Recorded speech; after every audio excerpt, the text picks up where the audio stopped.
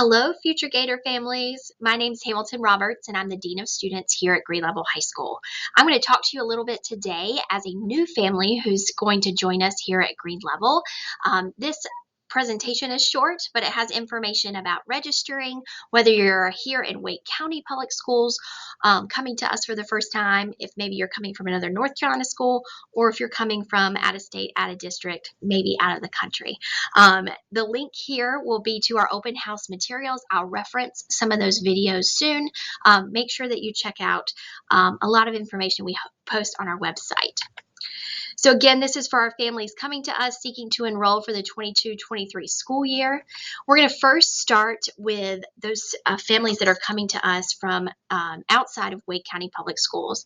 So those students that are new enrollees, maybe they're rising ninth graders and they're coming from our Wake County 8th grade schools, you're simply going to be able to come here based off your address, right? If Green Level is your base school, you will register with your 8th grade counselor and get all that information in that way. If you are coming new to us, maybe from a different area, maybe your address changed, or this is now your base school, this will be the process if you're coming from outside of Wake County. The first step is you've got to complete the pre-registration online. So going to Wake County's website, wcpss.net, clicking enrollment, and complete that paperwork. So there's an online process as well as documents that you can upload or you will bring in person. The best thing to do is kind of start with the online paperwork. Our registrar or data manager will reach out to you with any documents that you're missing.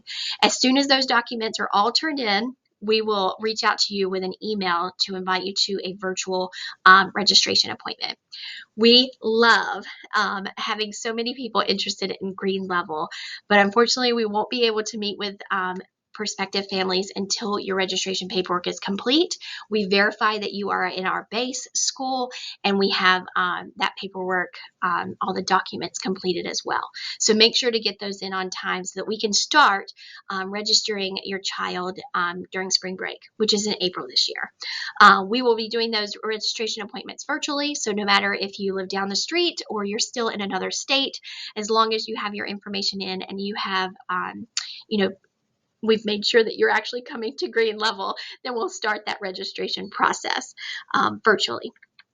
So you'll sit down with myself or another member of Student Services, and us counselors will help to get your child registered. The biggest thing to think about is choosing those courses, right? So you will find in this open house link at the beginning of this is videos specifically for rising ninth graders, rising 10th, rising 11th, and rising 12th. Okay, so you can look at our graduation requirements compared to maybe where your child's coming from to see what courses they may need to take still or courses they've already gotten credit for. I'll start first with our rising ninth graders. We have lots of families choosing us for the first time in ninth grade.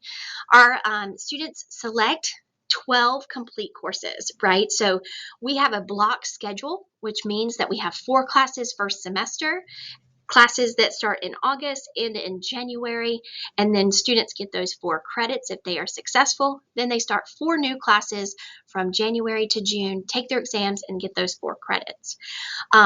When selecting courses for registration, though, we ask our students, even our current students, to select 12 courses overall, 8 primary courses and 4 alternates. Really what this means is we are looking at 12 total classes to give your child a schedule of 8.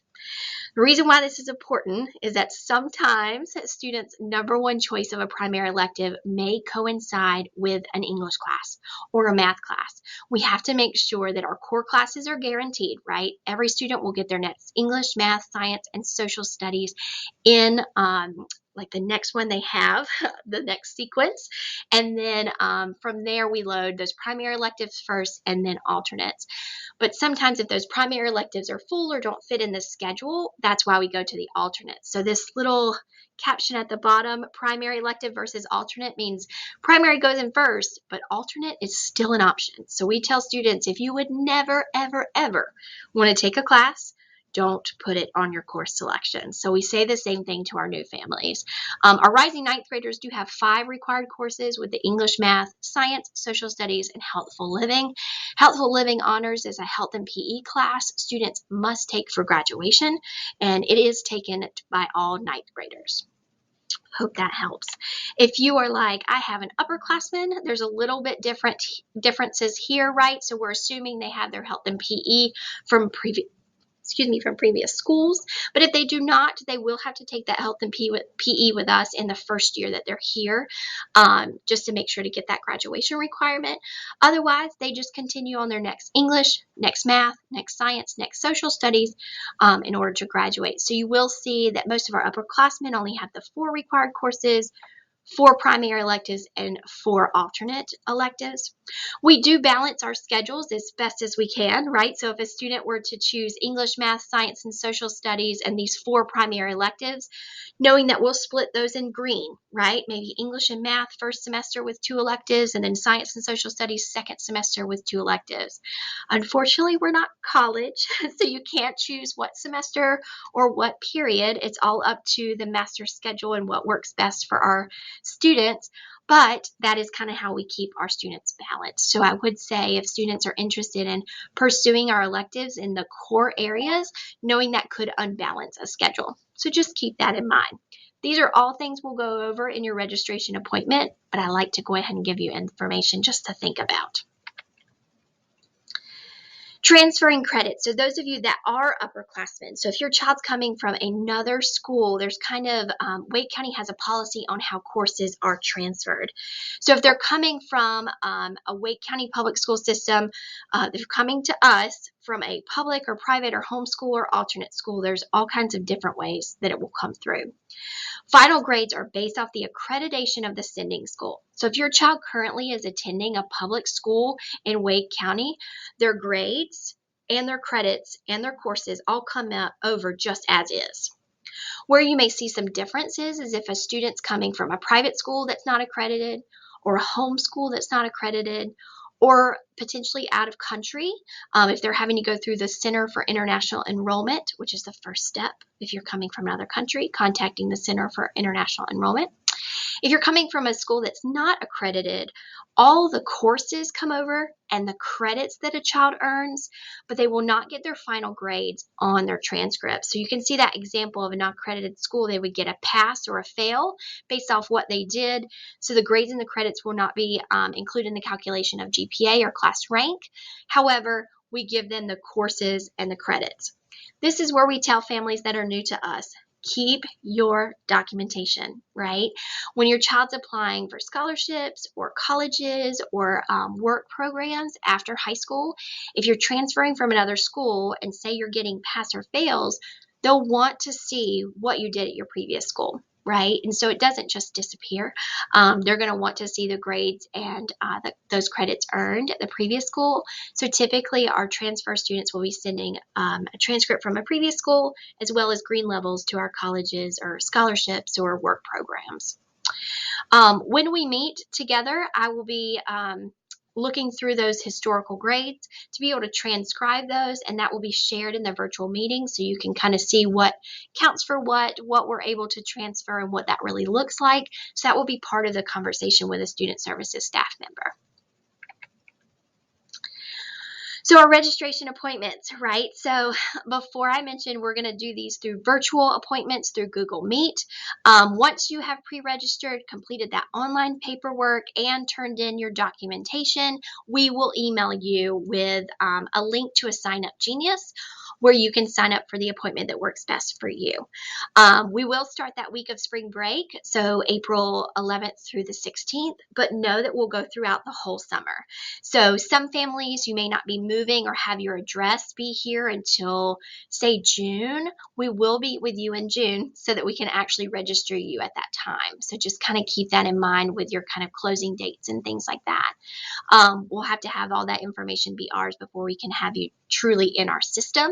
The system won't let us kind of put you in until you're officially ours, but then we get to make that schedule together.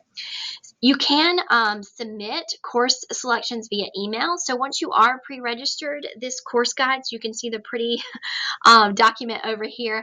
This is one of the documents that's listed in our open house curriculum fair. So hopefully you go there next. But you actually can pick out your selections for next year and email that directly to me. And I can put your child's course options in. What this means is that you do not have to have a meeting with me to be able to put in your course selections. It just means as soon as we can put in selections for your child, we'll put them in. All of our appointments that happen before July 1st, students get in the same time as our current students, meaning that the actual schedules for students for next year do not start being made until July 1st. So any student that comes before, your selections go in just as you are a current student. If you're moving in the summer and you're seeing this message in July and August, do not worry. We still have registration appointments. We'll just be adding you to the schedule as courses and are being made. So once July 1st hits, the actual master schedule starts to get loaded to start generating student schedules. So that's kind of the difference between the summer registration versus spring break to July 1. Either way, we'll still get them in. So just make sure that as soon as you can, filling out that online paperwork and getting on our pre-registration list is the biggest thing. Some upcoming dates, we just want to put this on your calendar. So once you do register, complete your paperwork, give me course selections, and we start generating a schedule, actual schedules are not released to students until August. Typically, it's in the first couple weeks of August. That's for our current students and for new registrations. So again, you're not behind. You're right with our current students. We just want to kind of give you that update is that you will put in selections with us, but the actual schedule will not be made or shared until August. Then we have our upperclassmen orientation on August 11th. Our freshman orientation will be on August 12th. And then the first day of school for the 2022-2023 school year will be on August 29th. At orientation, some things to know. One, you get your schedule. Two, you usually get to walk this building and find out where to go on the first day. We do have families that register after that date. Don't worry. We have student ambassadors that we will let kind of walk our students around for a tour once they get registered if it's after the orientation date. So if you have questions or anything like that, make sure to send us an email. My email address is hroberts3@wcpss.net. And our registrar is Kara Bullens. So you can reach out to her as well. We're happy to help. We really look forward to meeting you and your child and you being a part of this Gator family. So thank you for this time. Make sure to look through the videos with graduation requirements and more information for each grade level. But fill out your paperwork, and I look forward to seeing you soon. Thank you.